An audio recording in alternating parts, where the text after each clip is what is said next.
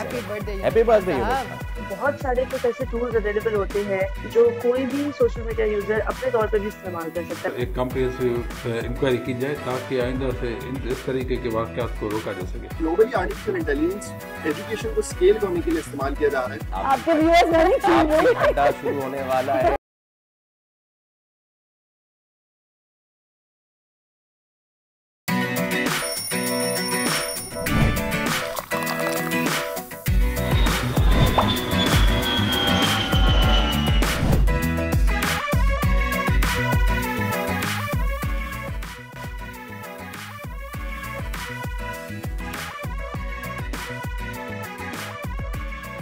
अस्सलाम वालेकुम, खुश आमदीद।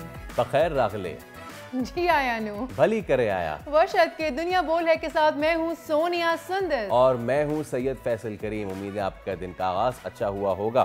बाय द वे आज एक बहुत ही ज़बरदस्त शख्सियत की सालगिरह है। अ वेरी गुड पर्सनैलिटी। हाँ, थोड़े से फायरी ज़रूर हैं। जब भी हम पाकिस्तान में क्रिकेट की बात करते हैं तो यूनुस खान जो हैं उनका नाम हमेशा से हम कहीं ना कहीं उसको जो है वो फॉरगेट कर जाते हैं, लेकिन यूनुस खान की है आज सालगिरह। Yunus Khan is the captain who one us the T20 world cup. और जिसको वो फिल्म का डायलॉग है ना, 11 मुल्कों की पुलिस, तो 11 मुल्कों की पुलिस नहीं, 11 मुल्कों में पाकिस्तान की तरफ से जाके सेंचुरीज बनाने वाले Yunus Khan the outstanding cricketer, Pakistan को सर्व करने वाले। और यूनुस खान की चंद यादगार इनिंग्स में से जो अगर हम आपको बताएं तो by the way he is 47 years old now. Happy birthday Yunus Khan. I have seen Yunus Khan working out. आज भी जब यूनुस जो है वो किसी किसी टेलीविजन चैनल के साथ एसोसिएटेड होते हैं, जब किसी प्रोग्राम में एसोसिएट होते हैं, तो फ्री टाइम में he is walking the stairs. वो सीढ़ियाँ उतर चढ़ रहे होते हैं। तो इस लेवल की आज भी इनकी फिटनेस है। और उस वक्त he was among the top batsman of the world.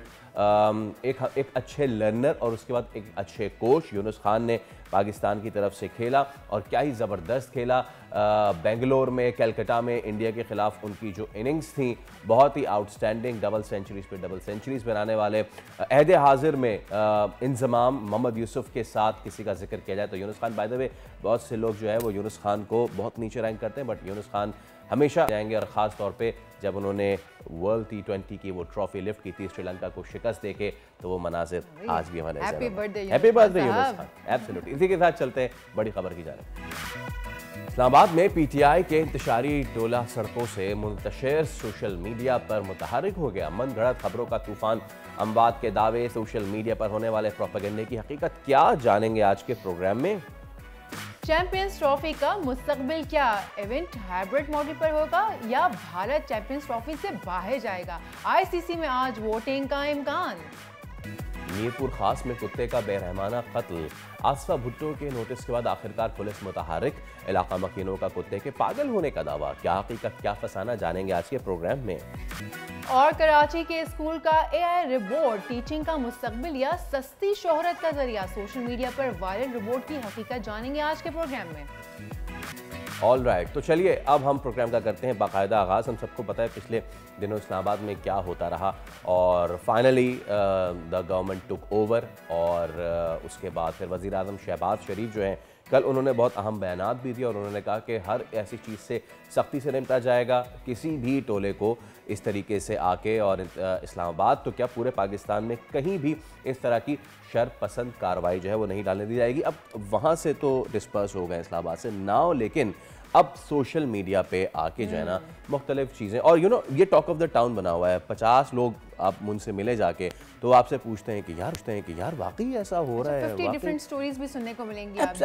जिससे भी आप बात करेंगे आपको एक नई स्टोरी मिलेगी। ऑब्वियसली वो आपको नई स्टोरी मिलेगी because but my point is कि लोग बड़े क्यूरियस हैं, वो आके आपसे पूछते हैं कि क्या वाकई ऐसा हो रहा है जैसा कि बताया जा रहा है, क्या वाकई ऐसा हो रहा है जैसा कि डिपिक्ट किया जा रहा है। और मैं उनको हमेशा से कहता हूँ कि अगर आपको कोई बहुत बड़े एहतजाज की तस्वीर मिलती है तो आप सिंपल सा एक काम करें, उस तस्वीर को लीजिए, आप जाके अपने गूगल इमेजेस में डालिए और वो आपको वो तमाम तर सोर्सेज दिखा देगा कि वो तस्वीर कहाँ की है, कितने बजे की है, किस साल की है, सारी चीज़ें जो है वो सामने आ जाती हैं। तो अब सोशल मीडिया का जो इस वक्त सिचुएशन बनी हुई है उस पर आज हम बात करने जा रहे हैं। हमारे साथ मौजूद हैं अरीबा फातिमा जो कि बोल टीवी की एंकर भी हैं और उसके साथ साथ सोशल मीडिया एक्टिविस्ट भी हैं। फेक न्यूज़ के हवाले से she is doing a work और वो फेक न्यूज़ बस्ट भी करती हैं, फैक्ट चेकर भी हैं। बहुत शुक्रिया Areeba, thank you so much and welcome to the show.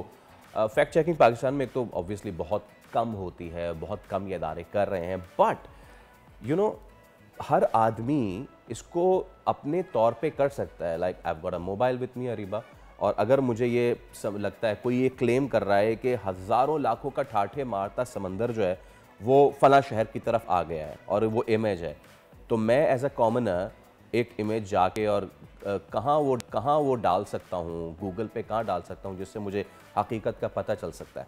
Areeba.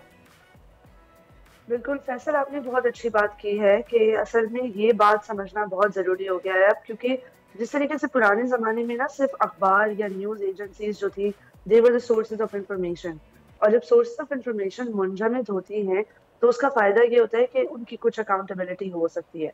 अब आपको पता है कि बहुत ज़्यादा फ्रेगमेंटेशन हो गई है, पोलराइजेशन हो गई है, तो सोशल मीडिया पे हर कोई बंदा एक क्रिएटर है, हर कोई अपनी तरफ से कुछ भी जो है खबर, वीडियो, तस्वीर शेयर कर सकता है। तो बहुत सारे कुछ ऐसे टूल्स अवेलेबल होते हैं जो कोई भी सोशल मीडिया यूजर अपने तौर पे भी इस्तेमाल कर सकता है। अब उसमें जो जैसे आपने रिवर्स इमेज सर्च की बात की है, it is one of them. अब गूगल के अलावा कई ऐसे और भी प्लेटफॉर्म्स हैं जहाँ पे आप रिवर्स इमेज सर्च इंक्लूड कर सकते हैं अक्रॉस मल्टीपल प्लेटफॉर्म्स। उसमें आपको दूसरी कंट्रीज की भी सोशल मीडिया की रिवर्स इमेज सर्च की ऑप्शन होती है। जैसे यांडेक्स पे अगर आपने रशिया से रिलेटेड कुछ किसी तस्वीर को सर्च करना है तो Yandex is a good option. तो इसी तरीके से काफ़ी ऑप्शंस होते हैं। बट फैसल, जैसे ये स्पेसिफिकली पीटीआई का केस है ना, इसमें आई थिंक सबसे इम्पोर्टेंट बात ये है कि डिसइंफॉर्मेशन या मिस इन्फॉर्मेशन को फैक्ट चेक तभी किया जा सकता है जब किसी किस्म की इंफॉर्मेशन पैरिटी अवेलेबल हो। इसका मतलब ये है कि कहीं ना कहीं सच मौजूद हो। अब जब एक अंधी रात में फायरिंग होगी और एक ऐसी रोड पर जहां लाइटें बंद थी, तो जो वीडियोस भी रिकॉर्ड होंगी वो डिफरेंट एंगल से होंगी और उससे कंप्लीट तस्वीर समझ नहीं आएगी। तो which is what's happening right now. और जब हुकूमत इंफॉर्मेशन ब्लैकआउट करती है तो ये होता है कि डिसइंफॉर्मेशन कैंपेन्स फैलती हैं, और ये हुकूमत के ऊपर आता है कि आपकी जिम्मेदारी थी कि आपने हॉस्पिटल्स को अपना काम करने देना था, वो ऑफिशियल डेथ टोल्स इशू करते, उसको आगे जाके डिबेट किया जाता with other facts and figures. लेकिन क्योंकि किसी ना किसी किस्म के फैक्ट्स एंड फिगर्स मौजूद ही नहीं है इस केस में, तो हर किस्म की खरासराइयाँ हो रही हैं और कोई भी बात कह सकता है और उस पर किसी के पास किसी किस्म का एविडेंस मौजूद नहीं। वैसे अरीबा, कोई होता है फैक्ट चेक होता है, चलें वो तो एक दूर की बात है, हम तो सुनी सुनाई बातों के ऊपर यकीन करने वाली कौम है, लेकिन अदरवाइज़ भी अगर कोई कहीं से कोई मिस इन्फॉर्मेशन आ रही है, कोई मिसलीड किया जा रहा है, तो कोई चेकिंग नहीं है, कोई अथॉरिटी, कोई ऐसी चीज़ नहीं है कि हम उसको चेक कर सकें कि भाई ये जो इन्फॉर्मेशन आई है ये ऑथेंटिक भी है कि नहीं। हम कैसे उसकी ऑथेंटिसिटी चेक कर सकेंगे? बिल्कुल सोनिया, आपने काफ़ी अच्छा पॉइंट रेज किया है। आई थिंक ये बहुत सैड बात है कि पाकिस्तान में ये अवेयरनेस नहीं है इतनी, लेकिन दुनिया भर में लोग इस चीज़ में बहुत आगे पहुंच गए हैं। हमारे बराबर इंडिया में ही अगर आप देख लें तो 20 से ज़्यादा ऐसे इदारे हैं जिनके पास सर्टिफिकेशन है, जो ऑफिशियली एटलीस्ट मेटा के प्लेटफॉर्म्स पर फैक्ट चेकिंग कर सकते हैं, लेबल्स लगा सकते हैं, जो भी फॉल्स रिपोर्ट्स होती हैं, जो भी ऐसी पोस्ट है जिसमें किसी भी एलिमेंट, अगर कोई एलिमेंट भी है कि जैसे तस्वीर सच है लेकिन जो उसके साथ कैप्शन है वो झूठा है, तो उस पे भी आप फ्लैग लगा सकते हैं। तो पाकिस्तान में भी ऐसे 2 इदारे हैं, एक तो AFP है जो पूरी दुनिया में फैक्ट चेकिंग करता है, और दूसरा है सोच फैक्ट चेक। ये वाहिद पाकिस्तानी इदारा है जो खुद अपनी लेबल्स लगाता है कंट्री की मिस इन्फॉर्मेशन के ऊपर। तो इनकी जो है तस्दीक शुदा पोस्ट को आप देख सकते हैं, इनके काम को आप देख सकते हैं, लेकिन वही बात है, इनका काम भी काफ़ी लिमिटेड है क्योंकि ये मेटा प्लेटफॉर्म्स तक ही महदूद है, और ज़्यादातर मिस इन्फॉर्मेशन जो फैलती है वो ट्विटर पे फैलती है, जिसको हम एक्स कहते हैं। Let me take the question out of the your comment कि आपने कहा कि बहुत लिमिटेड यहाँ पे इदारे हैं जो ये काम करते हैं। Areeba, let's come to the common people now, ठीक है? पिछले कई दिनों में बहुत से लोग आपके पास भी आए होंगे और उन्होंने आपसे पूछा होगा कि यार आप काम करती हैं ना टेलीविजन पे, तो आप जर्नलिस्ट, आपको पता होगा तो क्या वाकई ऐसा हो रहा है? Many people came to me, many people would have come to Sonia as well.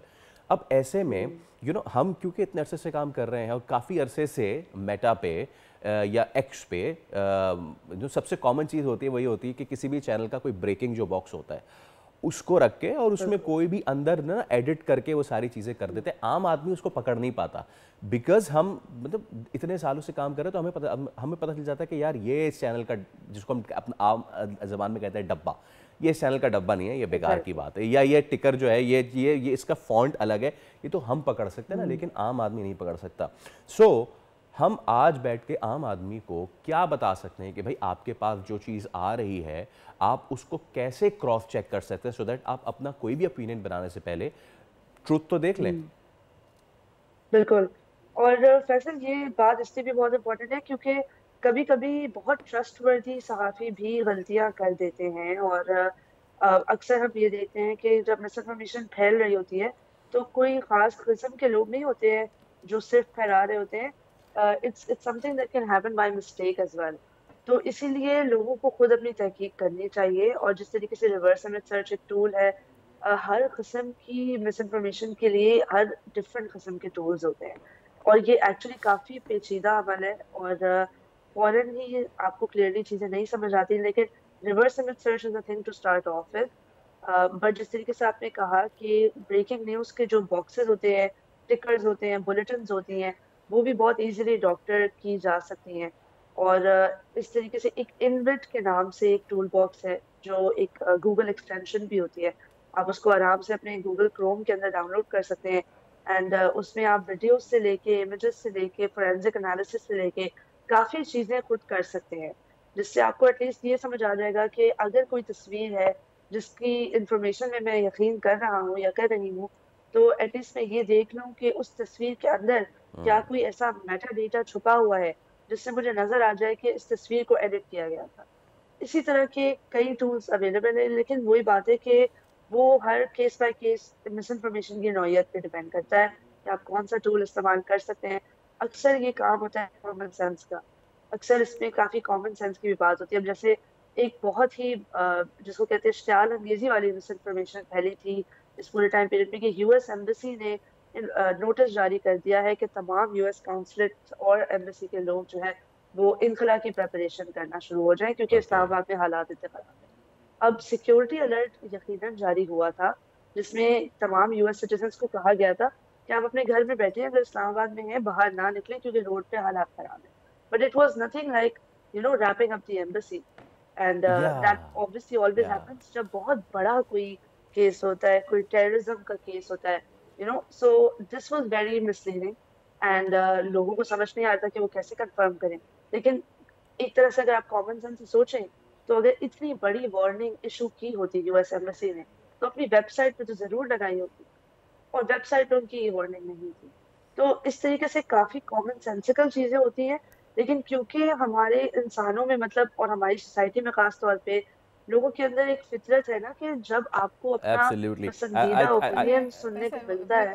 Areeba और फैसल, ये वही बात है ना कि सोशल मीडिया अवेयरनेस भी फैलाना चाहिए ना साथ साथ। उसका let's wrap up the segment के common sense is not very common these days. Thank you so much Areeba, बहुत शुक्रिया। तो आपके पास कोई भी खबर पहुंचे, और ये तो हमें हमारे मजहब से भी सिखाया गया है कि आप अगर तुम्हारे पास कोई शख्स कोई खबर लेके आए तो उसकी तस्दीक करो। होता ही है कि कोई भी चीज़ आती है और हम उस पर यकीन करते हैं, फिर उसका स्नोबॉल इफेक्ट, और जिस तरह सोशल मीडिया तेज़ी से फैलता है, हमने एक ट्वीट की, हमने एक पोस्ट किया, and then thousands of people coming, और उसको बनाते कुछ कराई का पहाड़ बन जाता है, या इतनी मिस इन्फॉर्मेशन या मिस गाइडेंस आती है और हम लोग आंखें बंद करके उसके ऊपर यकीन कर लेते हैं। तो प्लीज़ जो सोशल मीडिया पे आप चीज़ें देखते हैं, यहाँ तक कि वीडियोज़ भी देख रहे होते हैं किसी की भी, वो ज़रा असल नहीं होती हैं, उसको ज़रा 10 बार चेक कर लें, फैक्ट चेक कर लें। सोशल मीडिया की आई हुई चीज़ों को सोशल मीडिया पे ही चेक किया जा सकता है। इसी के साथ हम लेते हैं एक ब्रेक, उसके बाद हाजिर होंगे। Stay with us.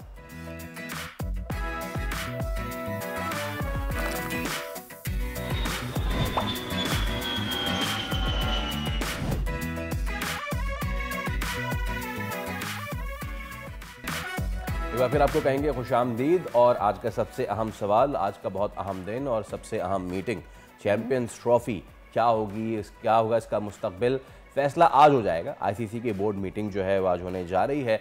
अब दोपहर 3:30 बजे ये होगी मीटिंग। अब इसमें ये होगा कि क्या हाइब्रिड मॉडल पे जाएं या नहीं जाएं, क्योंकि पाकिस्तान तो अपने मौक़िफ़ पे पूरी तरीके से डटा हुआ है जी, लेकिन इंडिया समेत मुख्तलिफ ऑप्शंस पर गौर होगा। मीटिंग में 3 ऑप्शंस पर गौर होगा। पहला ऑप्शन, पाकिस्तान मेज़बानी करे, दूसरा, भारत के मैच न्यूट्रल वेन्यू होंगे, और दूसरा ऑप्शन, तमाम मैचेस न्यूट्रल वेन्यू पर खेले जाएं लेकिन मेज़बानी के हुकूक पाकिस्तान के पास रहें। तीसरा ऑप्शन, पाकिस्तान मेज़बानी करे और भारत को माइनस कर दिया जाए। This is a huge thing. चलिए इसी पे हम बात कर लेते हैं। हमारे साथ मौजूद हैं former chairman PCB Khalid Mahmood sahab. Khalid sahab, अस्सलाम वालेकुम, a very good morning to you. और मैं आगाज़ करूँगा इस चीज़ से कि अभी अभी राशिद लतीफ़ जो है वो उन्होंने बड़ा अहम बयान दिया है, और उन्होंने कहा है कि भाई आज का बहुत अहम दिन है और हो सकता है क्रिकेट की तब्दीली का ये दिन भी हो। Do you think the same? क्योंकि पीसीबी अपने मौक़िफ़ पर डटा हुआ है। खालिद साहब, काफ़ी अरसे बाद हमने ये देखा है कि पीसीबी ने इंडिया की मानने से इनकार कर दिया है। सो मेरा आपसे सवाल ये है कि बोर्ड मीटिंग क्या होती है, तमाम तरह इसमें मेंबर्स होते हैं, किस तरीके से कार्रवाई बढ़ती है अगर कोई कॉन्फ्लिक्ट आ जाए तो?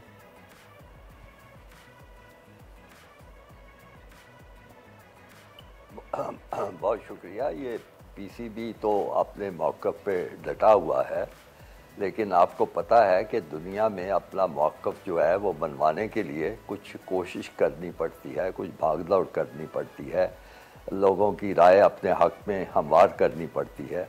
आप ये देखें कि इस किस्म की कोई कोशिश आपको कहीं भी नज़र आती है, यानी ख़त लिख देने से कि हमारा ये मौक़िफ़ है, और जबकि सबको मालूम है कि आईसीसी में इतनी कोई क़ुव्वत, इतनी ताकत नहीं है कि वो अपनी बात, अपना हुक्म मनवा सके। भारत जो है एक बहुत बड़ी ताकत है आईसीसी में, क्रिकेट की दुनिया में भी एक ताकत है, उनके हमनवा हमसे ज़्यादा हैं।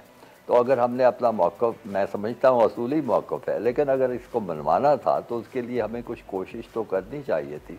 आज जो कुछ होने जा रहा है वो बड़ा सीधा साधा मामला है। पाकिस्तान से कहा जाएगा कि भाई ये हाइब्रिड मॉडल तुम मान लो, और पाकिस्तान नहीं मानेगा, फिर उसके बाद वो दूसरे ऑप्शन पे गौर करेंगे, और दूसरे ऑप्शन हर तरह के हो सकते हैं। एक ये हो सकता है कि पूरे का पूरा टूर्नामेंट ही यहाँ से शिफ्ट कर दिया जाए, ये हो सकता है कि भारत जो है दूसरे मुल्कों को, अब तक उन्होंने ज़रूर कोशिशें की हैं, वो ये तक खबरें सुनने को मिली हैं कि उन्होंने माली यानी कशिश भी पेश की है दूसरे मुल्कों को कि आपको हम ये टूर्नामेंट देंगे, आपको ये फ़ायदा पहुँचाएंगे, वो सारी चीज़ें वो कर रहे हैं। तो नतीजा बड़ा वाज़ेह है, यानी मीटिंग तो आपकी दोपहर के बाद होनी है। मैं आपको अभी से बता रहा हूँ कि होगा वही जो कि भारत चाहेगा। ज़्यादा से ज़्यादा हम अब ये कोशिश कर सकते हैं कि ठीक है जी, हाइब्रिड मॉडल अगर हम इनका मान लेते हैं तो फिर आइंदा जब कोई टूर्नामेंट होगा जो इंडिया में होगा वो भी उसी मॉडल पे होगा, और हमारे मैच भी बाहर खेले जाएंगे। हो सकता है इस पर भी वो कहेंगे अच्छा ठीक है, लेकिन कौन कौन इसका वादे का पास करता है? जब वक्त आएगा वो आईसीसी कोई और तावील कर देगी, कोई और बयान कर देगी। तो मैं समझता हूँ कि ये बड़ी मायूस कुन सूरत हाल है कि हमने एक मौक़िफ़ अपनाया और उसको दुनिया को उस पर कायल करने के लिए किसी किस्म की हमने कोशिश नहीं की गई। खालिद साहब, हम कैसे कायल कर सकते थे गिवन द फैक्ट के पीसीबी की जो पोजीशन है इस वक्त दुनिया क्रिकेट में, हम कैसे अपनी लॉबिंग मज़ीद मजबूत कर सकते थे और क्या हमने नहीं की होगी?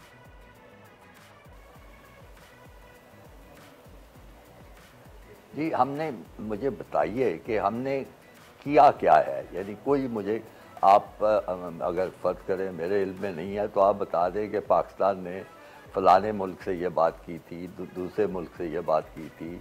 आखिर इतने मुल्क हैं, सिर्फ इंडिया ही तो नहीं है, वेस्ट इंडीज़ से कोई रब्ता हुआ हो, जनूबी अफ्रीका से कोई रब्ता हुआ हो, बाकी और ममालिक हैं, बांग्लादेश है, श्रीलंका है, कुछ तो कोशिश करनी चाहिए। ठीक है, मैं ये भी मानता हूँ कि ये बड़ा एक मुश्किल मरहला होता, बड़ी मुश्किल चीज़ होती, पाकिस्तान के कामयाबी के इम्कानात कम ही थे, लेकिन कम अज़ कम ये तो नहीं है कि घर बैठे ही हथियार डाल दें और आप कुछ करें ही नहीं, कहीं कुछ नहीं की है।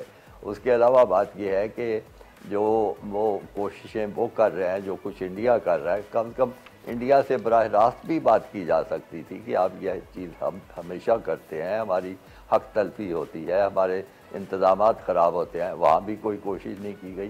तो कैसे कोशिश का, तो ये है कि पहले आप अपने निकलें, उनसे बात करें, मेहनत करें, भाग दौड़ करें। और आप सब जानते हैं कि हमारे जो हैं क्रिकेट बोर्ड के अहदेदार, उनके दूसरे अहदे भी हैं उनके पास। अब इस्लामाबाद के जो हालात हैं वो आपके सामने हैं। तो किसी को इतनी फुर्सत ही नहीं है, लेकिन उसके बावजूद ये शौक़ है कि ओहदा पास रखना है, तो फिर उसका नतीजा यही है कि आप एक अपने लोगों के अंदर बैठ के तो वाह करवा लेंगे, लेकिन आलमी सतह पे आप कुछ नहीं कर पाएंगे। अच्छा खालिद साहब, नाउ द सिचुएशन इज़ कि अभी मैं जो क्रिकेट की सबसे बड़ी वेबसाइट है क्रिकइन्फो, उसको I was just going through, और उसकी जो उन्होंने लीड भी जो लगाई है ना, वो ये कि fresh venue one of the 3 options. अब फ़र्ज़ कीजिए, और इस पर साउथ अफ्रीका का नाम बहुत ज़्यादा सामने आ रहा है, और ये ऑप्शन ये होगा कि अगर तो कोई फ्रेश वेन्यू होता है तो होस्टिंग राइट्स पाकिस्तान के होंगे। ज़रा देखने वालों को समझाइएगा कि अगर पूरा का पूरा टूर्नामेंट ही उठ के किसी दूसरे मुल्क, फॉर इंस्टेंस साउथ अफ्रीका चला जाता है, हाँ होस्टिंग राइट्स लेकिन पाकिस्तान के हैं, तो इससे पाकिस्तान क्रिकेट बोर्ड को क्या फ़ायदा या क्या नुकसान होगा?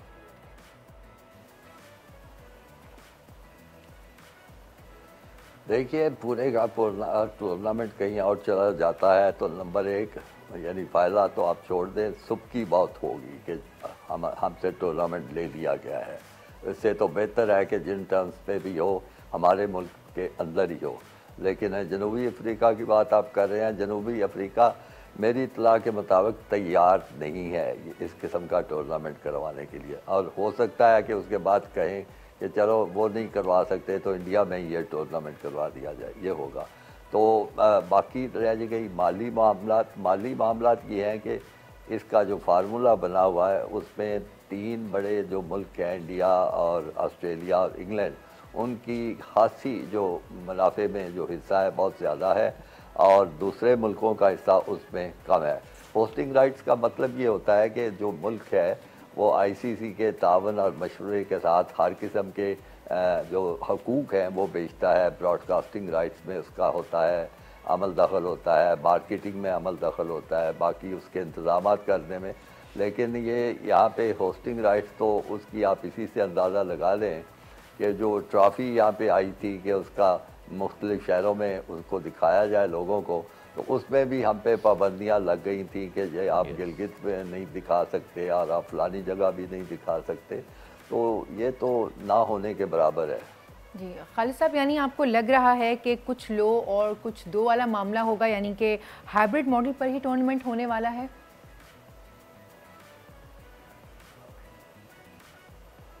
नहीं, वो हाइब्रिड मॉडल पे तो इंडिया बिल्कुल डटा हुआ है और मैं नहीं समझता कि आईसीसी किसी सूरत में भी ये कोई ऐसा फैसला करेगी जो इंडिया को कबूल नहीं होगा।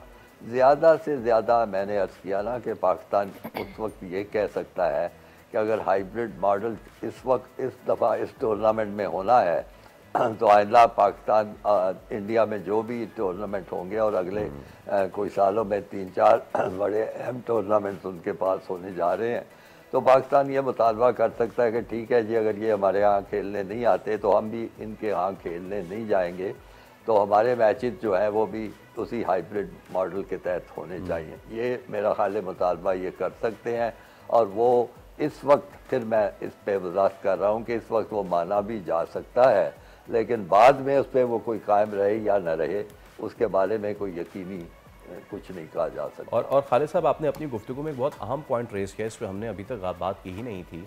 अभी तक तो भारत ये कहता है कि जी आप किसी और मुल्क ले जाएं, उनका मीडिया भी चिल्लाता रहा है कि जी पूरा टूर्नामेंट कहीं और लेके चले जाएं। साउथ अफ्रीका से उनकी बड़ी दोस्ती है तो कहते हैं साउथ अफ्रीका ले जाएं, दुबई ले जाएं। अगर तो पूरा टूर्नामेंट कहीं खुदा न खास्ता शिफ्ट होता है तो कितना तैयार होगा वो मुल्क? चलिए भारत भी शिफ्ट हो जाए, ठीक है, कितना तैयार होगा एक मुल्क? 100 दिन से भी कम रह गए हैं, फिर उसकी प्रमोशन, स्टेडियम्स, पिच की तैयारियां, बहुत सारी चीज़ें होती हैं। ये तो फिर उसी तरह जिस तरह अमेरिका में भानुमती का कुंभा जोड़ा गया था, वो भी इसी तरह का ये ट्रॉफी होने जा रही है।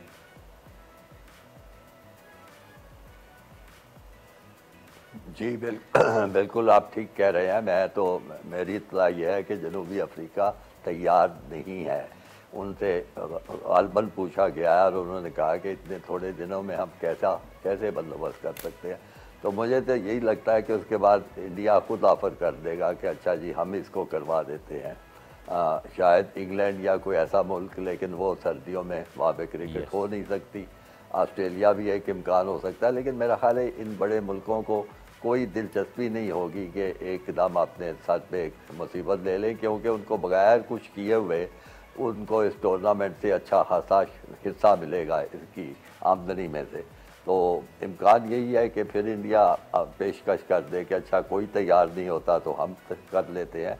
तो मेरे ख्याल में पाकिस्तान को अब कोशिश करनी चाहिए कि टूर्नामेंट शिफ्ट ना हो, कम से कम ये तो कर लेना चाहिए, इनका नाम तो रह जाएगा और उसके और बहुत फ़ायदे होते हैं। पैसों की बात भी आप छोड़ दें और ये भी छोड़ दें कि जी कहाँ को कौन सा मैच हो रहा है, लेकिन एक जो बैनुल-अक़वामी सतह पे एक बड़ी एक इमेज बनता है, एक उसकी पब्लिसिटी होती है, फिर लोग आते हैं, फिर टूरिज़्म उसकी प्रमोशन होती है, उसके फ़ायदे तो बहुत ज़्यादा हैं। तो ये मैं समझता हूँ कि पाकिस्तान के लिए अच्छा नहीं होगा अगर इस तरह का कोई फ़ैसला हो जाए। बेहतर ये है कि जिन टर्म्स पे भी ये होता है इसको यहाँ करवाने की कोशिश की जाए और इसको अपने हाथ से ना जाने दिया जाए। यानी खालिद साहब, या तो पूरा टूर्नामेंट यहाँ हो या फिर हाइब्रिड हो और कुछ हमारे पास भी टीम्स आएँ जिसके बाद हम उसको टेस्ट केस बना के दोबारा कह सकेंगे टीम्स तो आ रही है ना हमारे पास। बहुत शुक्रिया, खालिद महमूद साहब हमारे साथ मौजूद थे। बहुत ही आज क्रिकेट के हवाले से, पाकिस्तान क्रिकेट बोर्ड के हवाले से, चैंपियंस ट्रॉफी के हवाले से, तो 3 साढ़े 3 बजे जब ये बोर्ड मीटिंग होगी शाम तक हमें पता चल जाएगा सोनिया कि क्या होने जा रहा है, किस मॉडल पे जाने वाले हैं, हाइब्रिड होने वाले हैं, क्या होने वाले, जो 3 ऑप्शंस हैं उसमें से एक ऑप्ट किया जाएगा, राइट। चलिए देखते हैं, let's hope for the best and let's go for the break and let's go from the break.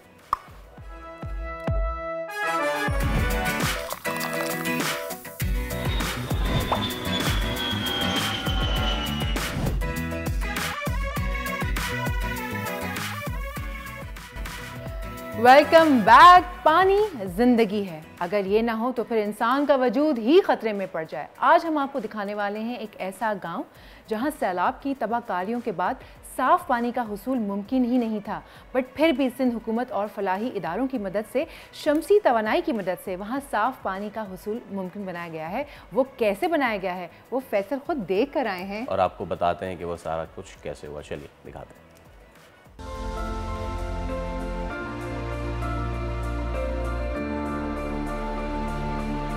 साल 2022 के सैलाब ने पूरे पाकिस्तान, लेकिन सबसे ज़्यादा सिंध में बहुत तबाही मचाई थी। फसलों की फसलें ख़त्म हो गई थीं, लेकिन सबसे ज़्यादा जिन पे असर पड़ता है वो है इंसानी जान, इंसानी आबादी। हम मौजूद हैं जामशोरों के कोटड़ी के गांव कारोखो।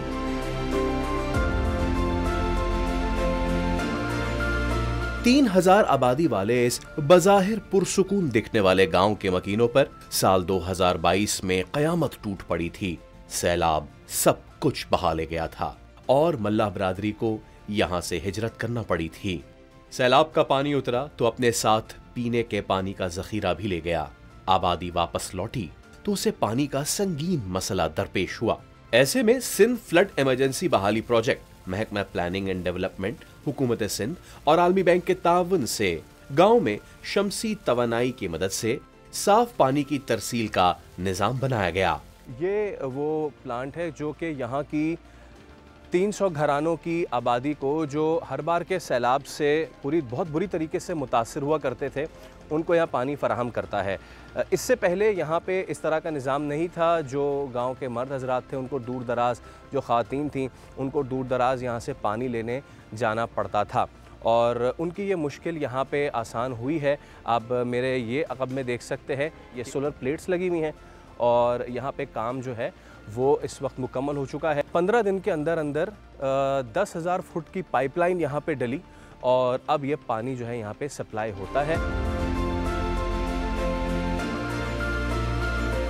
जो पुरानी लाइन डली हुई थी उसमें समझो कि 30-35% लोगों को पानी फराहम हो रहा था। अब जो ये नई लाइन उन्होंने डाल के दी है, इसकी वजह से हमें 100% 250 घरों को पानी जा रहा है।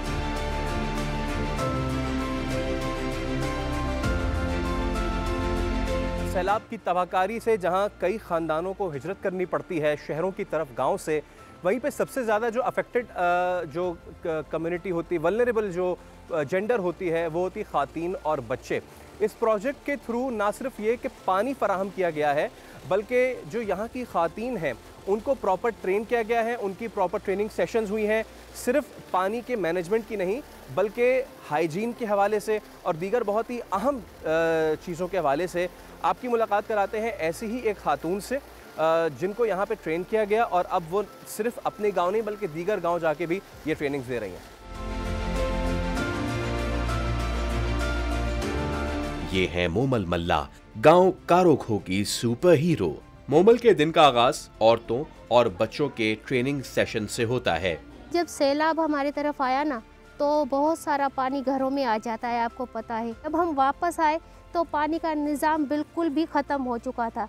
फिर हमारी औरतें जो है ना स्ट्रगल करके 2-4 किलोमीटर दूर जाती थी दरिया पर पानी भरने, लेकिन वो भी साफ़ नहीं था। उससे हमारे बच्चे भी बीमार हो रहे थे, काफ़ी सारी स्किन की बीमारियां भी हो रही थी और हमें बहुत परेशानी हो रही थी। फिर जब ये प्रोग्राम आया वर्ल्ड बैंक वालों का सिंध इमरजेंसी, तो इससे जो है ना हमें साफ़ पानी मिला और घर घर ये सहूलत हमें मिली। ये प्रोजेक्ट गांव कारोखो के पानी का मसला हल कर रहा है और गांव कारोखो की मोमल आगाही का मसला हल कर रही है।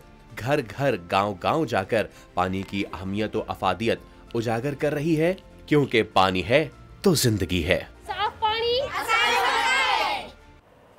चलिए, तो आपने देखा कि किस तरीके से आप जितना लोगों को एम्पावर करेंगे उतनी उतनी ये तालीम आगे बढ़ाएंगे, उतनी उतनी अवेयरनेस आगे बढ़ाएंगे, तो उतना आपके लिए फ़ायदा। क्योंकि प्रोजेक्ट का बन जाना is not the issue, project को मेंटेन करना है। हुकूमत एक जगह जाती है, प्रोजेक्ट बना के चली गई, लेकिन वहाँ की लोकल कम्युनिटी जो है वो जब तक खुद इन्वॉल्व नहीं होगी और खुद उसको मेंटेन नहीं करेगी तब तक कोई फायदा खुद से भी तो कुछ करना पड़ता है ना, तभी तो वो चीज़ मेंटेन हो सकेगी। अब वक्त हो जाता है ब्रेक, एक छोटी सी ब्रेक लेते हैं। ब्रेक के बाद वापस आते हैं और देखते हैं प्रोग्राम में और क्या क्या बहुत अहम मामला है।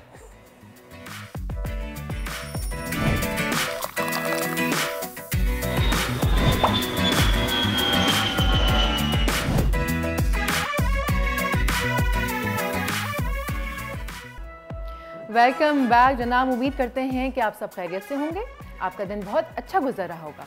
मगर पाकिस्तान की जो लम्हा बलम्हा बदलती सूरत हाल है उसमें से आज 2 खबरें, फैसल वो कौन सी हैं? ओके, एक तो अहम खबर ये है कि भाई अब बहुत हो चुका है, वफाकी हुकूमत ने कर लिया है फैसला कि KPK में जो इंतशारी टोला है उसको फारिग कर दिया जाए और सूबे में गवर्नर राज लगा दिया जाए। और दूसरी खबर यह है कि जमात इस्लामी और NP ने इस अमल की मुखालफत की है और इसकी तफसीलात कुछ यूँ है कि हुकूमती ज़राए के मुताबिक वफाकी काबीना की अक्सरियत ने KPK में गवर्नर राज नाफिज करने की हिमायत की है और इसमें मुशावरत भी हो रही है ANP और दीगर जमातों से। और इस सिलसिले में वज़ारत क़ानून अटॉर्नी जनरल ने वफाकी काबीना को KP में गवर्नर राज के हवाले से अपनी राय भी दे दी है।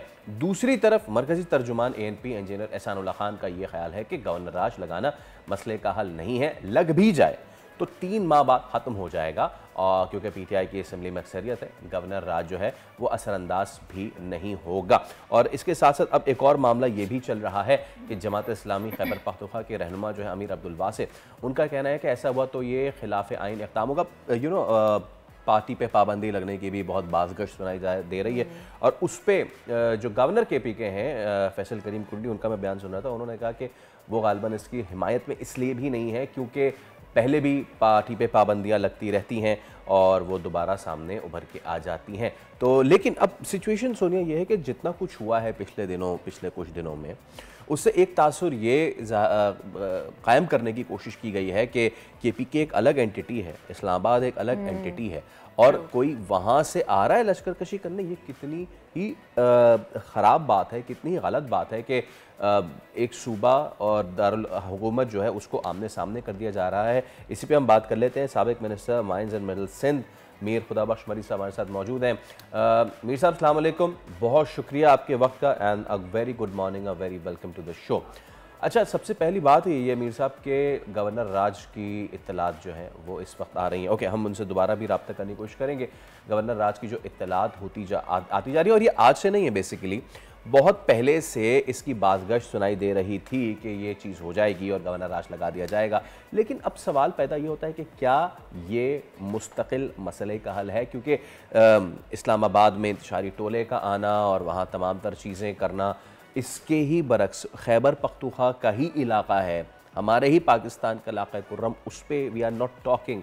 और क्या हमारी प्रायोरिटी इस्लामाबाद आके धरना देना होना चाहिए थी, या हमारी प्रायोरिटी उस इलाके में जो दो कबायली झगड़े हो रहे हैं, दो कबाइल के दरमियान झगड़े हो रहे हैं, उनको ठंडा करने की कोशिश होनी चाहिए थी। गो के 7 रोज़ा या गालिबन 10 रोज़ा सीज़ फायर का वहाँ पे ऐलान तो हुआ है। अब सोचें कि हम अपने ही मुल्क के अपने ही एक इलाके में बात कर रहे हैं कि सीज़ फायर, मतलब कि सिचुएशन इतनी ज़्यादा बढ़ी क्यों, सिचुएशन इतनी ज़्यादा आई क्यों, तो इस पर तो हम आगे चल के ज़रूर बात करेंगे। लेकिन इस वक्त जो सबसे अहम मसला, जो सबसे बड़ा फड्डा पड़ा हुआ है, वो ये फड्डा पड़ा हुआ है कि क्या गवर्नर राज लगेगा और क्या गवर्नर राज लगने से मसाइल हल हो जाएंगे, होंगे या नहीं। असल तो कहानी है ये, गवर्नर राज लग भी जाए तो आगे प्रॉब्लम सॉर्ट आउट होंगी या नहीं। एब्सोल्युटली। साबिक minister mines and minerals Sindh Mir Khudabakhsh Marri sahab मौजूद। अमीर साहब, आपको आवाज़ आ रही है? अस्सलाम वालेकुम। अस्सलाम वालेकुम जी। वालेकुम अस्सलाम जी। आवाज़ ठीक है। अच्छा मीर साहब, जो सिचुएशन इस वक्त बन रही है और अब सामने ये सोल्यूशन एक आ रहा है कि गवर्नर राज लगा दिया जाए, लेकिन उसमें मुशावरत करनी होगी, एनपी से मुशावरत करनी होगी, से मुशावरत करना होगी। मीर साहब को आवाज़ आ रही है हमारी? Okay, we are having some technical problem in connecting with Mir Khudabakhsh Marri sahab, और हम पूछना ज़रूर चाहेंगे उनसे कि क्या इस ये सिचुएशन है, और आई होप कि हम उनसे कनेक्ट कर सकें। ओके, हम ये segment we'll do it later on. एक और अहम मामला हुआ, और वैसे देखने में तो शायद ये बहुत छोटा वाक़या लग रहा था, लेकिन ये फिर वाक़या इसका बहुत ही हाई अप नोटिस लिया गया। आसफा ने इसका नोटिस लिया, आसफा भुट्टो ने इसका नोटिस लिया। हुआ ये कि मीरपुर ख़ास में कुत्ते को तशद्दुद से हलाक किया गया। ये मामला सोशल मीडिया पर आया, पुलिस हरकत में आई, FIR दर्ज हुई। इसके बाद तहकीकात जारी हैं।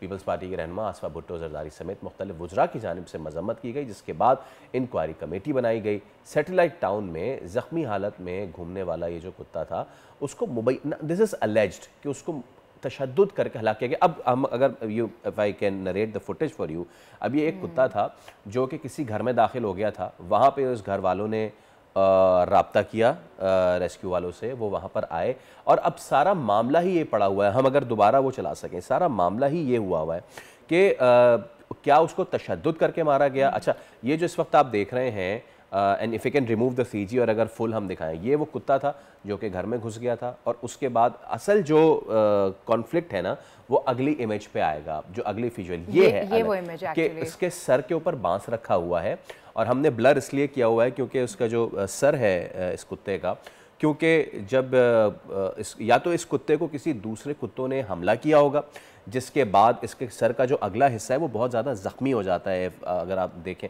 और उसमें फिर मैगट्स लग जाते हैं, और फिर वो कुत्ता जो है वो अपने होश जो है वो नहीं रख पाता है। लेकिन अब मसला ये है कि हुआ क्या। हमारे साथ मौजूद है SSP मीरपुर ख़ास। अस्सलाम वालेकुम, बहुत शुक्रिया। अच्छा, आप बताइए ये वाक़या कब कैसे पेश आया? बहुत वायरल हो रहा है सोशल मीडिया पे, मजम्मत भी। ये इंसिडेंट हुआ कब और कैसे हुआ?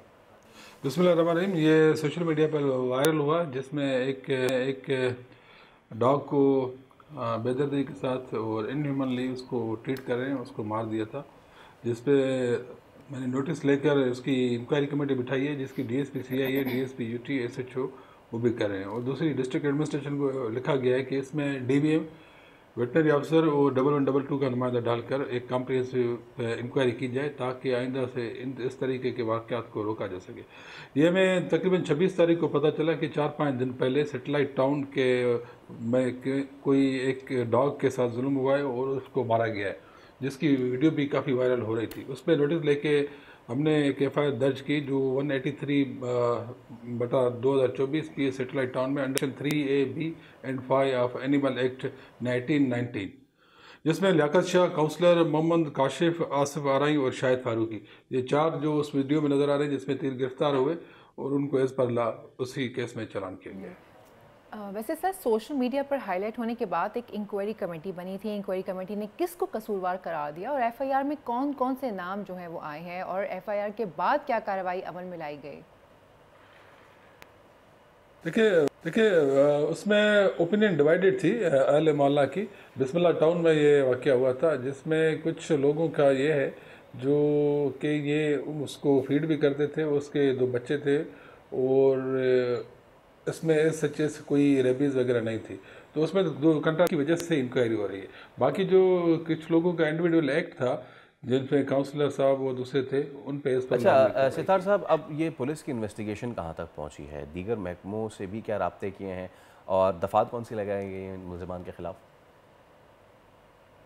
अभी तक वो रिपोर्ट मेरे पास नहीं आई। वो जैसे इंक्वायरी कमेटी की रिपोर्ट आएगी तो जो हमने FIR लॉन्च की है 183/20 से PS सेटेलाइट टाउन में, तो उसकी इन्वेस्टिगेशन में उसका हिस्सा बनाएंगे और उसकी investigation according to inquiry committee हम करेंगे। तो सर FIR में मौजूद तमाम नामजद अफराद जो हैं वो क्या गिरफ्तार कर लिए गए हैं?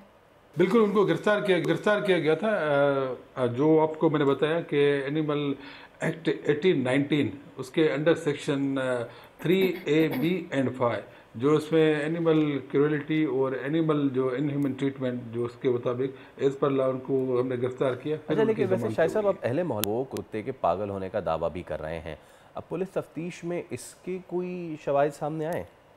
देखिए, अहले मोहल्ले में कुछ लोग ऐसे भी हैं जो आपने वर्जन बयान किया उसको डिनाई कर रहे हैं। उनका वर्जन इससे कतई मुख्तलिफ है। और दूसरा भी देखिए, वो उसका अगर ऐसा मान भी लेते हैं कि अगर ऐसा ही था, जो इंक्वायरी कमेटी में जैसे ही आएगी तो क्लियर हो जाएगा।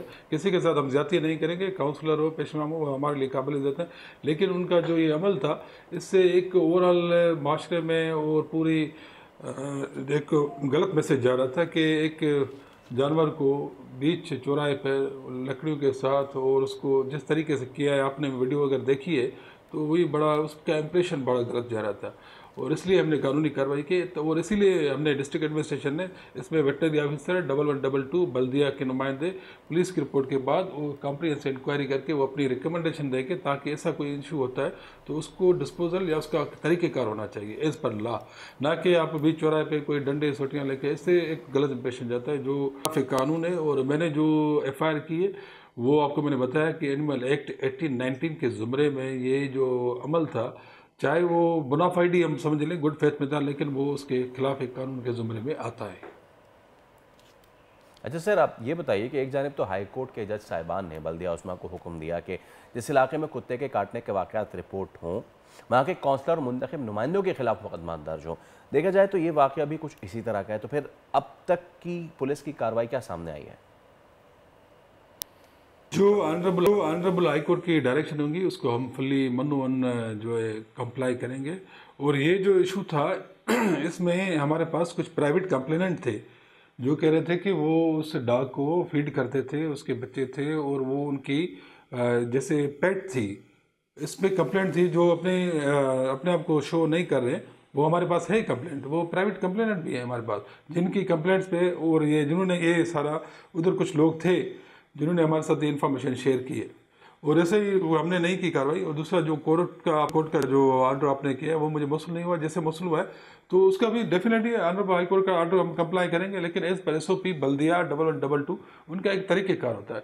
इस तरह जिस तरीके से ये वाक़या हुआ इंसिडेंट चलें इस तरह तो ठीक है। बहुत शुक्रिया, सितार साहब हमारे साथ मौजूद थे और जो तमाम तर गुफ्तगू थी आपने भी सुनी कि सिचुएशन इस वक्त क्या है। असल में बात उस वाक़े की नहीं, बात उस बिहेवियर की है। ये वायलेंस जो है वो वक्तन फ़वक्तन देखने में आता है, कभी ऊँटनी के पैर काट दिए तो कभी किसी के कान काट दिए तो कुछ कर दिया। कैन वी रिलेट ऊँटनी के टांग काटना टू दिस इंसिडेंट, क्योंकि अभी तक इसमें क्लैरिफाई नहीं हुआ है कि अगर पागल हो जाए वो कुत्ता, फ़र्ज़ कीजिए कि अगर वो वाकई पागल था और अगर उस घर में घुस के किसी को काट लेता तो एक नया वावेला मच जाता। तो अभी क्योंकि अंडर ये इन्वेस्टिगेशन है ये चीज़ें, तो ये अभी सामने आनी। अभी हम एक ब्रेक ले रहे हैं, ब्रेक के उस पर हाजिर होंगे तो मज़ीद आम स्टोरीज आपके साथ शेयर करने के लिए स्टे विद अस।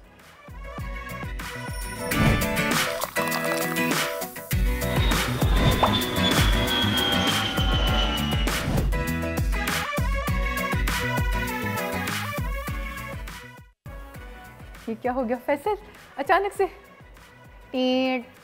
मैं कुछ क्या बोलूँ मैं आजकल एक वीडियो बहुत वायरल है और होता ये है कि कोई चीज़ वायरल हो जाती है और उसके पीछे लोग ऐसा लग जाते हैं, सच नहीं करते ये। अच्छा, अब इससे पहले कि हम ये सेगमेंट स्टार्ट करें मैं ये चीज़ क्लैरिफाई कर दूं कि हमारा मकसद बिल्कुल भी ये नहीं है कि हम किसी भी स्कूल या किसी भी एजुकेशनल इंस्टीट्यूट को जो है वो क्रिटिसाइज़ करें नेगेटिवली, और ना ही हम तालीम के ख़िलाफ़ जाएं। हमारे प्लेटफॉर्म से ये मकसद तो बिल्कुल भी नहीं है। हाँ, लेकिन बात करना तो ज़रूरी है ना, वो ये कि if you can run the footage please, कि कराची का एक निजी स्कूल है, उन्होंने ये क्लेम किया है कि एक AI रोबोट है और वो AI रोबोट, यार ये AI रोबोट है ये मेरा सवाल है अब, ये क्या ये AI रोबोट है? सो रादर देन एक AI रोबोट हो और वो पढ़ाए बच्चों को, बड़ा सिंपल सी बात है, दिस इज़ अ मैनिकन। ये आप जब जाते हैं बाज़ारों में, आप भी तो जाती हैं ना बाज़ारों में, तो वो कपड़े की दुकानों के बाहर एक वो जो लगा रहता है, ये बेसिकली ये मैनिकन है। और मैनिकन पे आपने किसी तरीके से कोई कर दिया इसकी मूवमेंट, और इस तरह की चीज़ें पड़ोसी मुल्क में ना, वो शादियों में ना इनविटेशन, जो लोग आ रहे होते हैं तो उनको उनके इनवाइट करने के लिए वहाँ पे रखे होते हैं, वो हाथ ऊपर नीचे कर रहा होता है वो मैनिकन।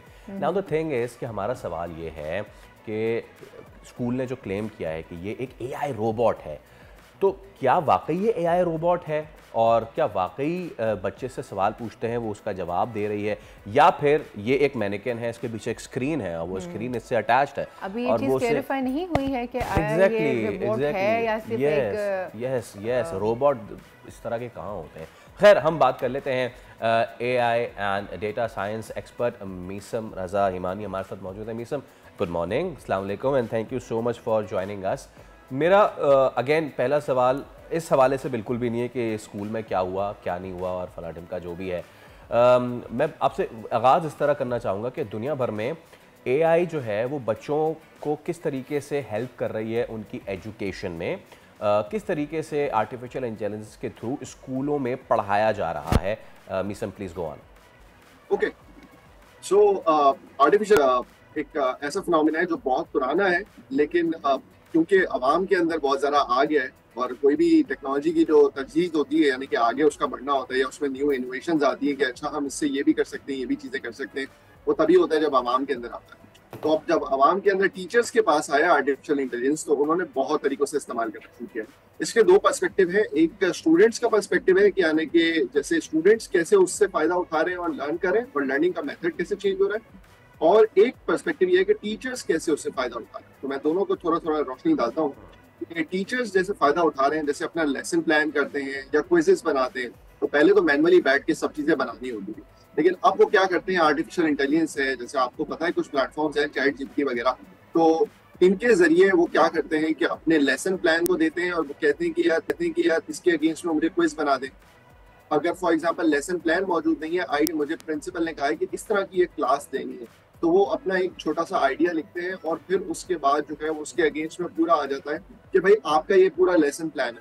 तो इस तरीके से टीचर्स बहुत सारा फायदा उठा रहे हैं। मैंने बहुत कम टाइम के अंदर समराइज किया एक आइडिया देने के लिए कि जहाँ जहाँ टीचर दिमाग इस्तेमाल करता है वहाँ पे कि स्टूडेंट को ऐसे पढ़ाना है या इस टेक्निक से पढ़ाना है। इवन एग्जाम्पल्स भी बहुत अच्छी देता है। इवन मैं खुद as a teacher artificial intelligence को यूज करता हूँ कई जगहों पे जहाँ पे मेरे एग्जाम्पल ज़हन में नहीं आती, तो मैं उसको कहता हूँ कि give me an example like a 5 year old kid. तो वो मुझे बच्चों की तरह समझाता है कि अच्छा यार अगर ये सिनेरियो होगा तो ये होगा। तो ये टीचर्स की एग्जाम्पल। और दूसरी एग्जाम्पल ये है कि जैसे स्टूडेंट्स हैं, अब स्टूडेंट्स का सबसे ज़्यादा मसला होता है कि सर क्लास के स्पीड के अंदर तो हमें समझ में ही नहीं आता कि आपने क्या पढ़ाया, हम तो बस कॉपी में लिखते रह गए पीछे पीछे। तो हम कैसे करें? अब क्लास के बाद या तो टीचर से सवाल करें। अब आजकल 30-35 बच्चा टीचर से सवाल करता है तो टीचर को जवाब देना मुश्किल हो जाता है। तो अगर एक क्लास 100 लोगों की हो, 150 लोगों की हो, तो वो कैसे हो सकती है? तो ग्लोबली आर्टिफिशियल इंटेलिजेंस एजुकेशन को स्केल करने के लिए इस्तेमाल किया जा रहा है। जैसे चैटबॉट्स हैं या ह्यूमनॉइड रोबोट्स हैं जो कि फिजिकल रोबोट्स हैं जो कि आर्टिफिशियल इंटेलिजेंस बात करते हैं और उसके जरिए वो सवालात का जवाब देते हैं। अच्छा मीसम, यहाँ मैं आपको रोकना चाहूँगा बिकॉज आप हमारे जो बात का फ्लो बड़ा ज़बरदस्त बना हुआ है और इसी में एक मेरा सप्लीमेंट्री क्वेश्चन है। आपने कहा कि मुख्तलिफ टूल्स हैं जैसे चैट जीपीटी है, जैसे चैट बॉट्स हैं, कनेक्टिंग माई क्वेश्चन जो कि यहाँ पे हुआ है, और एक कहा है कि एक AI रोबोट है। क्या वाकई ये जो कराची के स्कूल में प्रेजेंट किया गया कि वाकई वही AI रोबोट है जो पूरी दुनिया में इस्तेमाल हो रहा है, और अगर तो नहीं तो इसको रखने की, इसको बोरका पहना के और फिर वो करने की, it is just waving its head to left to right and her right hand up and down. तो क्या ये सिर्फ जो स्क्रीन है सामने, इस रोबोट के पीछे जो स्क्रीन है, क्या सिर्फ वही स्क्रीन पे बच्चों को पढ़ाया नहीं जा सकता था? आपको लगता है कि ये गिमिक है या वाकई ये एक AI रोबोट है? देखें ये एक इंसान के अंदर ना तब्दीली की ख्वाहिश होती है कि कुछ चेंज मिले तो हम एक्सेप्ट करते हैं। रोज वही टीचर जब वही बात बताता है तो बच्चों का जो फोकस होता है ना वो ये होता है कि हाँ ठीक है हम इस टीचर को जानते हैं, तो एक निगलेक्ट आ जाता है। लेकिन जब मैं आर्टिफिशियल इंटेलिजेंस जैसे रोबोट की बात करता हूँ तो वहाँ पे बच्चों को थोड़ा सा फ्यूचरिस्टिक साईफाई टाइप की चीज़ों से, जैसे बच्चों के किड्स होते हैं, ट्रांसफॉर्मर्स होती हैं, मूवीज होती है, बनती इसलिए कि उनको एंटाइस करें कि भाई फ्यूचर में इस तरीके से हो सकता है। तो इस तरह का ह्यूमनॉइड रोबोट बनाना बहुत अहसन चीज़ है और यहाँ पर ये करने की जो चीज़ है वो बहुत अप्रिशिएटिव है कि लोगों ने कुछ कदम तो उठाया कि इस जानिब सोचा जाए। अब आज ये 1.0 है, 2.0 को बहुत बेहतर बनाएगा, कोई बाकायदा चलता फिरता टीचर क्लासरूम में पढ़ा रहा होगा, तो मैं समझता हूँ कि ये छोटा सा कदम भी जो है ना हमें बहुत अप्रिशिएट करना चाहिए। हाँ, क्योंकि स्क्रीन है, आर्टिफिशियल इंटेलिजेंस है जैसे, तो इसके अंदर होता ये है कि पीछे टेक्नोलॉजीज वही होती हैं लेकिन जैसे स्क्रीन और इंटरफेसेस हैं। अब देखें कुछ जैसे बजट की लिमिटेशन होती है तो कुछ लोग स्क्रीन लगा देते हैं और स्क्रीन के अंदर एक बंदा दिख रहा होता है या छोटा सा इंटरफेस होता है, जैसे आंखें होती है, कोई चीज होती है, वो एक थोड़ा सा ह्यूमन टच दे रही होती है।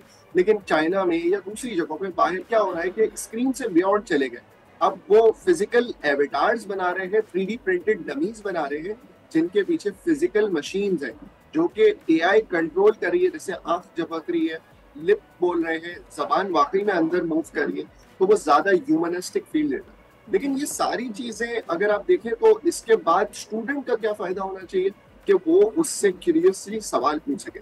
और आर्टिफिशियल इंटेलिजेंस एक ऐसी टेक्नोलॉजी है जहाँ पर मैं कुछ दिनों पहले अपने कोलीग से बात कर रहा था तो उसने एक बात करी, यार कभी कभार ना मैंने अपने मेडिकल के कुछ बातें पूछनी होती है तो मैं इवन डॉक्टर से नहीं कर पाता हूँ, लेकिन मैं उसको खुफिया तरीके से चैट जीपीटी को लिखता हूँ क्योंकि वो मुझे जज नहीं करता। तो यही जजमेंट जो है ना वो टीचर्स में भी आती है। तो इस तरह के कियोस्क अगर मौजूद हो ना स्कूल्स के अंदर और बच्चा शाय हो रहा हो कि टीचर से नहीं पूछ सकता, टीचर पता नहीं क्या सोचेगा कि भाई इसको तो आता ही नहीं है तो शायद मुझे बेहतर मार्क्स भी नहीं होता है, हम हमारे दरमियान ये बायस आते हैं। तो स्टूडेंट्स के लिए ऐसा कियोस्क बहुत अच्छा है कि अगर वहां पे जाके कोई मैथ्स के सवाल पूछे और वो उसको स्टेप बाय स्टेप पूरा एक्सप्लेन कर दे विदाउट शेटरिंग हिज कॉन्फिडेंस, बल्कि उसका कॉन्फिडेंस इंक्रीज करे कि भाई अब मेरे को स्टेप्स भी आ गए, तो मेरा ख्याल ये बहुत अहसन है एकदम। Very valid point raise, thank you so much Meesam. और ये आपने बहुत अच्छा पॉइंट रेज, वो बच्चा अगर जा रहा है और उससे सवाल पूछ रहा है और उसको डांट डपट के बगैर वो AI रोबोट जो है वो बता रहा है कि भाई ये है तो आप ये, जैसे कि टीचर्स करती है ना कि एक बार पूछ लिया आइंदा नहीं पूछना, वैसे ऐसे टीचर्स करते नहीं है, ऐसे करते नहीं है टीचर्स। वो करते तो टीचर्स नाइस होते हैं बहुत, लेकिन उसके बावजूद जरा एक चेंज आता है ना तो बच्चों के लिए अच्छा रहता है। But my question is again, नहीं मेरा अगेन क्वेश्चन ये है कि बच्चों को एंटाइज करना, और मीसम ने कहा ट्रांसफॉर्मर्स हम देखते हैं बच्चों से एंटाइज होते हैं, ये हमारे आजकल के बच्चे हैं, ये बच्चे AI मैनिक्विन रख के जो है ना उससे एंटाइज हुए नहीं हुए ये तो मुझे नहीं पता, ये तो बच्चे ही बताएंगे। खैर आगे बढ़ते हैं सोनिया साहब प्लीज। आगे हम बात करेंगे बोल एंटरटेनमेंट की, बोल कहानियों के बारे में। इस वक्त पूरी दुनिया में मकबूलियत की ऊंचाइयों को छू रही है बोल कहानी को, यूट्यूब पर भी मिलियंस में व्यूज़ मिल रहे हैं और हर जुमे को नशर होने वाली बोल कहानी दुनिया भर में बेताबी से इसका इंतज़ार किया जाता है। और आज रात जो कहानी पेश की जाएगी उसका नाम है लव में कन्फ्यूजन। वाह, कहानी को जिस तरह की है कि एक लड़का जिसके वालिदैन अब दुनिया में मौजूद नहीं, वो अपनी पसंद की लड़की के घर रिश्ता भेजने के लिए अपने दोस्त से मदद लेता है। दोस्त उल्टा मशवरा देते हुए अपने वालिद साहब को उसका नकली वालिद बनाकर भेज देता है। कहानी में ट्विस्ट उस वक्त आता है जब लड़की की वालदा लड़के के नकली वालिद को देखती है, क्योंकि वो तो उनके पुराने फ्रेंड बल्कि साबका मोहब्बत होती है। और अब क्योंकि वो नकली वालिद भी अकेले थे और लड़की की माँ भी तलाक याफ्ता थी, तो अब वो बच्चों का जो रिश्ता है वो कहीं पीछे ही रह जाता है क्योंकि दोनों की साबका मोहब्बत जाग जाती है। लेकिन अब सवाल ये पैदा होता है कि शादी किसकी होगी और कौन सर पकड़ के रोएगा। तो मैं लाजमी देखूंगा। हाँ, मैं भी लाजमी देखना, बड़ी इंटरेस्टिंग स्टोरी है। क्योंकि मानूर बलूच मेरा भी क्रश है।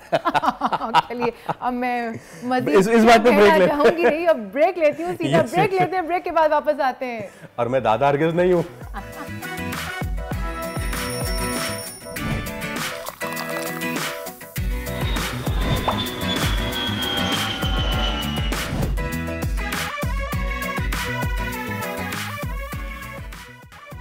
तो जनाब पाकिस्तान के नाजरीन के लिए खुशी की खबर शेयर कर रहे हैं कि बहुत ही जल्द हमारे बोल एंटरटेनमेंट चैनल पर नया मॉर्निंग शो जो है वो शुरू हो रहा है और हमारी बहुत ही प्यारी हमारी होस्ट, हमारी कलीग, हमारी अच्छी दोस्त आमना जो है, आमना मलिक, वो करने जा रही हैं इसको होस्ट। रोशन सवेरा है नाम और जैसा कि नाम है वैसे ही एंकर है। So without further adieu let me introduce Amna Malik, जिनको इंट्रोडक्शन की क्या ही ज़रूरत है। आमना, वेलकम, बहुत आपको मुबारकबाद, welcome to the sets and welcome to the channel as well. So how is the feeling, कब से स्टार्ट करने जा रही हैं? सबसे पहले तो अस्सलाम वालेकुम सबको, आपके जो व्यूअर्स हैं उन सबको अस्सलाम वालेकुम and thank you so much for having me and you guys are doing great. और मैं तो सबसे पहले आप लोगों का सेट की बहुत तारीफ करूंगी, बहुत ही प्यारा सेट है। अपना मैं आपका सेट किया उन्होंने, वो लेके नहीं चली जाएंगी, मैं आपका सेट नहीं लेके जाऊंगी। बट ऑनेस्टली सबसे पहले ये होती है बात कि जब दो होस्ट काम कर रहे होते हैं मिलके, उनकी केमिस्ट्री देख के, और आपको होता है जब टीवी पे लोग देख रहे होते हैं तो उनको पता चल रहा होता है कि जी एक केमिस्ट्री अच्छी चल रही है, तो I think you guys are doing thank you so much, thank you. And then I am very happy and thrilled कि मैंने बोल्ड ज्वाइन कर लिया है। डिफरेंट चैनल्स पे पहले भी काम किया हुआ है, पर जब नए चैनल पे आ रहे होते हैं तो थोड़ी सी एक डर होता है। मुझे हमेशा ही होता है कि पहला लाइव शो इतने सालों से कर रही हूँ सोनिया, लेकिन ऑनेस्टली जब पहला दिन होता है ना शो का, उसमें डर ही लग रहा होता है कि कोई गड़बड़ ना हो जाए, क्योंकि लाइव होता है और नई जगह होती है। बट इंशाल्लाह लेट्स सी, अभी तक तो सब कुछ सही है। हमने आपने एंटरटेनमेंट का कभी शो किया है या पहली बार करने जा रही हैं? सोनिया, मैंने एक दफ़ा एंटरटेनमेंट पे वीकेंड शो करती थी मैं TV1 पे, क्योंकि मॉर्निंग शो कहीं चली गई थी, वापस आई तो फिर वो सीमा ने कहा कि वो करना शुरू कर दो वीकेंड शो। बट एंटरटेनमेंट के लिए मैंने अब ये पहली दफ़ा करने लगी, लाइक सेकंड एक्सपीरियंस होगा। हाँ, एंटरटेनमेंट का मैंने हमेशा आई am very excited, yes. Okay, so viewers के लिए क्या मुख्तलिफ होने जा रहा है? आप हमें पूरी फिल्म ना बताएं, ट्रेलर तो दिखाई सकती हैं। आई थिंक मॉर्निंग शोज़ का एक ही टाइप का फॉर्मेट ही होता है, जो एंटरटेनमेंट होता है, टू गेस्ट आते हैं, बातचीत, बट ये होगा थोड़ा सा मेरा मसाला ज़्यादा उसमें आ जाएगा। The way I host the show it's very different, because मैं बहुत डर जाती हूँ कि मैं नो फिल्टर शो करती हूँ, लेकिन उसमें थोड़ा सा है, कर लेती हूँ, ब्रेक्स लगा लेती हूँ। बट यही होता है कि आप गेस्ट आते हैं, उनसे बातचीत करना। मुझे लगता है कि एक अच्छा शो चलाने के लिए आपको अपनी वाइब जो है वो बहुत हैपनिंग रखनी चाहिए, no matter what's going on in your head, but आपको अपनी वाइब जो है ना वो इतनी पॉजिटिव रखनी चाहिए सुबह में कि शो खुद ब खुद अच्छा हो जाता है। क्योंकि दिन का आगाज़ है ना, दिन का आगाज़। अच्छा, आपने एक तो बात की कि आपको अपने आप को बहुत ही ज़्यादा आपकी वाइब बड़ी पॉजिटिव होनी चाहिए। How important it is to keep your vibe positive, लेकिन उसके साथ साथ बी नेचुरल एज वेल?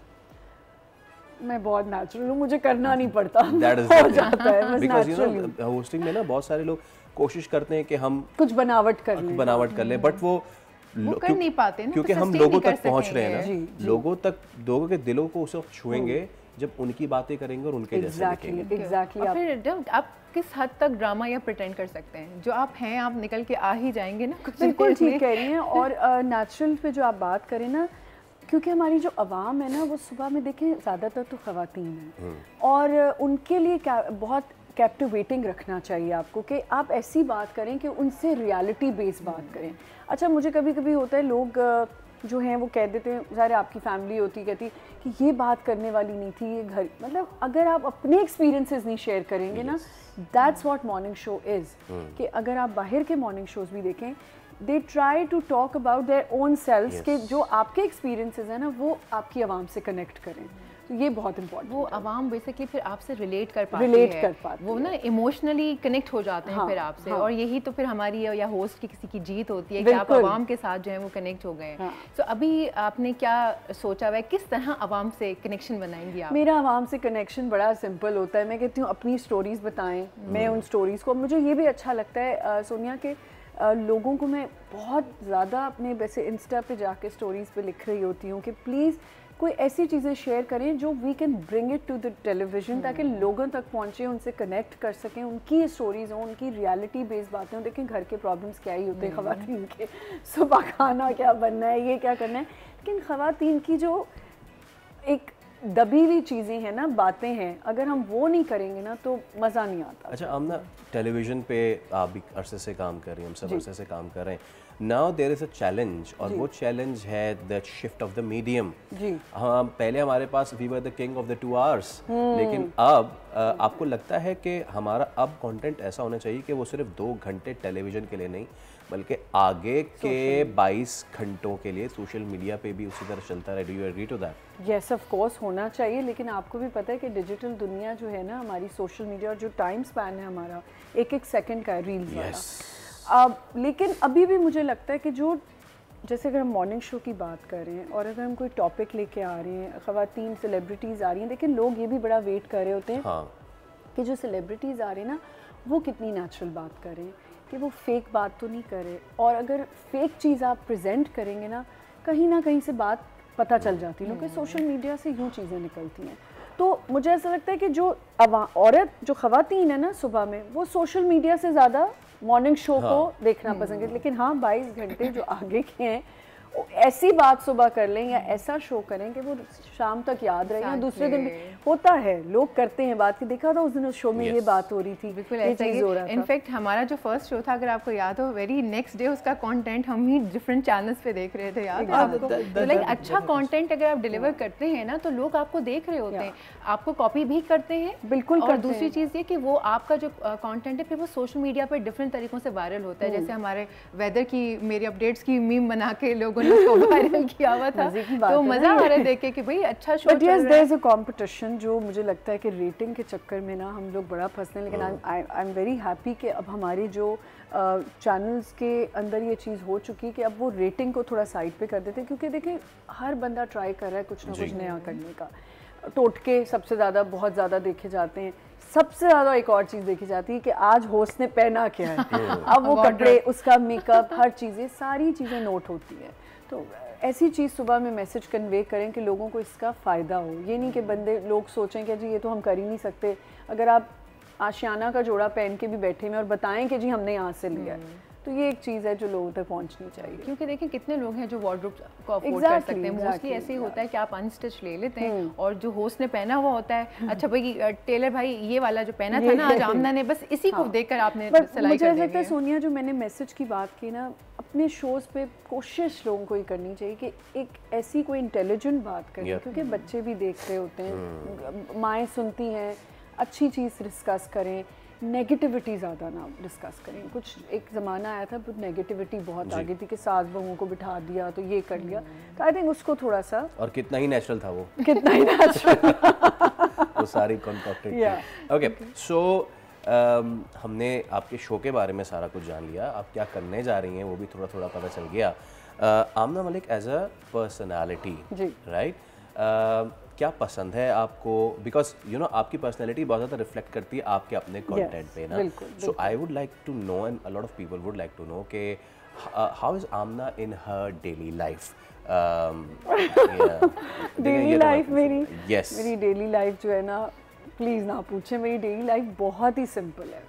मैं तो बता दे, फिर तो बताना चाहिए। बहुत सिंपल है, सुबह उठ के मुझे होता है, अच्छा because I work out also, तो एक तो स्टार्ट होता है, मैं अपना जिम किया, चाहे मैं जिम तेल में भी चली जाती हूँ, मैं इतनी सिंपल हूँ कि मुझे कोई फ़र्क नहीं पड़ता।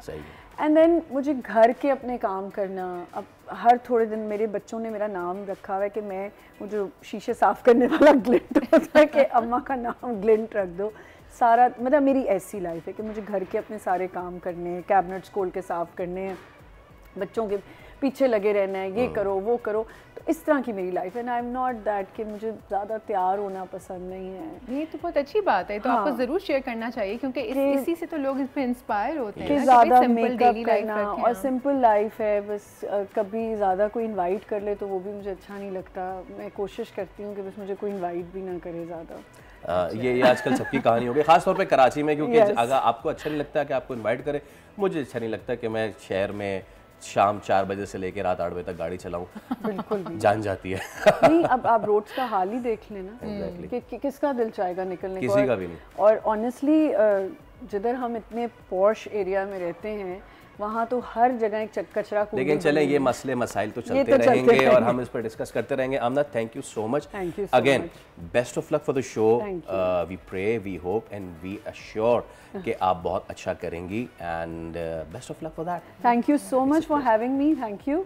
और इंशाल्लाह जब भी हम स्टार्ट करें शो, प्लीज़ मेरे चैनल को भी, बोल एंटरटेनमेंट को भी टाइम दीजिएगा और देखिएगा। तो नाज़रीन, आपके व्यूअर्स नहीं आपसी खड्डा शुरू होने वाला है, और इस आपसी खड्डे शुरू होने से पहले ही हम आपसे अब लेंगे इजाज़त। जुम्मे का दिन है, वीकेंड है, बहुत से लोग प्लान कर चुके हैं, बहुत से लोग प्लान नहीं कर चुके हैं। तो जो प्लान कर चुके फिर आपको मंडे को दिखाएंगे कि वो कहाँ प्लान कर चुके जाने का। आपसे देंगे इजाज़त, अल्लाह हाफ़िज़।